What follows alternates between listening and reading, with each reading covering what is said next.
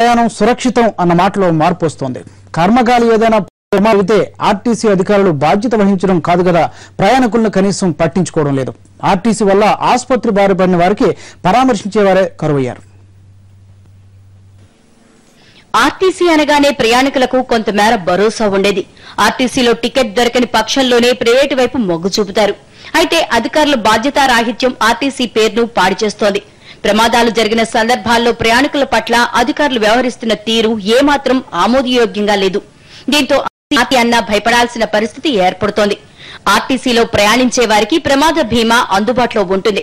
ఈ విషయాన్ని కూడా అధికారులు పట్టించుకోకుండా రిస్క్ భరించాల్సి వస్తుందన్న సాకుతో ప్రయాణికుల పట్ల దురుసుగా వ్యవహరిస్తున్న సంఘటనలు అధికమవుతున్నాయి.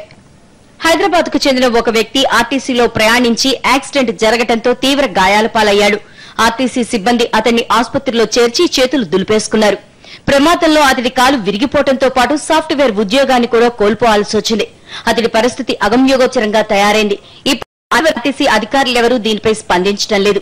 ఆర్టీసీ వాళ్ళు 108 అంబులెన్స్ తోటి ప్రయాణికులు పిలిచిన అంబులెన్స్ లో పడేసి వదిలించుకున్నారు మమ్మల్ని. ఈ రోజు వరకు వాళ్ళ దగ్గర నుంచి మాకు ఎటువంటి స్పందన గానీ ఏమీ లేదు. ఇప్పుడు ఇవాళ కూడా డాక్టర్ గారు మాకు 4 నెలల వరకు కాళ్ళు కింద పెట్టే పరిస్థితి లేదు. ఇంత పరిస్థితుల్లో ఉన్నా గానీ నా తోటి ప్రయాణికులు ఒక ఆవిడ చనిపోయారని చెప్పారు.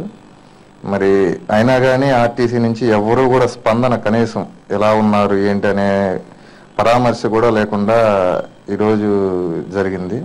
ఆర్టీసీలో ప్రయాణించి ప్రమాదానికి గురైన వ్యక్తిని ఇప్పటి వరకు అధికారులు కనీసం పరామర్శించలేదని బాధితుని బంధువులు ఆవేదన వ్యక్తం చేస్తున్నారు. చికిత్స కోసం 2 లక్షల రూపాయలు వెచ్చించామని చెప్తున్నారు. ఆర్టీసీ ప్రయాణం ఎంతవరకు సురక్షిత ప్రశ్నిస్తున్నారు.